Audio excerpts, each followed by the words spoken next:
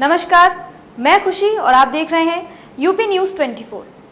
आइए नजर डालते हैं आज की बड़ी खबर पर। दिल्ली में चुनाव से पहले कांग्रेस के सामने बड़ी चुनौती। 10 विधानसभा सीटों पर पार्टी के पास उम्मीदवार ही नहीं।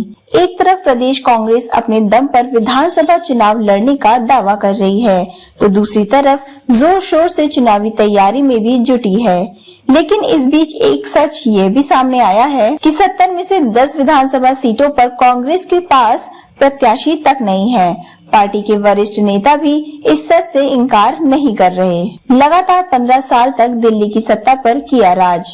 गौरतलब है कि 1998 से 2013 तक लगातार 15 साल राजधानी की सत्ता पर राज करने वाली कांग्रेस इसके बाद हाशिए पर जाती गई।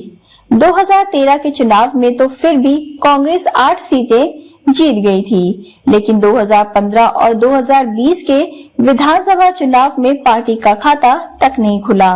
लोकसभा चुनाव में मिली निराशा। इसी तरह 2014, 2019 और 2024 के लोकसभा चुनाव में भी कांग्रेस खाली हाथ ही रही। हालांकि 2024 के लोकसभा चुनाव में तो कांग्रेस ने आम आदमी पार्टी के साथ मिलकर गठबंधन में प्रत्याशी उतारे, लेकिन तब भी कामयाबी नहीं मिली।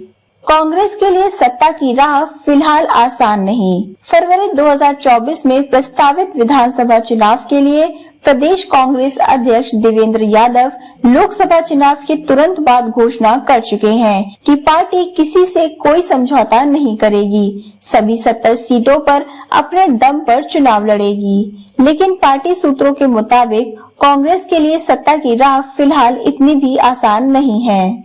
10 सीटों पर कांग्रेस के पास कोई उम्मीदवार नहीं। पार्टी सूत्र बताते हैं कि आज की तारीख में 10 सीटों पर कांग्रेस के पास कोई उम्मीदवार नहीं है। कुछ सीटों पर उम्मीदवार है, लेकिन उनकी स्थिति बहुत मजबूत नहीं है। कुछ सीटों पर पूर्व विधायक ही फिर से ताल ठोक सकते हैं, किंतु सीट निकाल पाने की स्थिति नजर नहीं आ रही। कुछ सीटों पर अच्छे उम्मीदवार थे, मगर पार्टी छोड़ गए। हालांकि वरिष्ठ नेताओं के मुताबिक प्रदेश अध्यक्ष की जिम्मेदारी संभालने के बाद देवेंद्र यादव लगातार संगठन की मजबूती के लिए प्रयास कर रहे हैं। सभी ब्लॉकों एवं जिलों में मासिक बैठक अनिवार्य कर दी गई है। अलग अलग क्षेत्रों में कार्यकर्ता सम्मेलन भी किए जा रहे हैं। जल्द ही निष्क्रिय ब्लॉक और जिला अध्यक्षों को हटाकर नए पदाधिकारी भी नियुक्त किए जाने की तैयारी है। खबरों में अब तक के लिए बस इतना ही।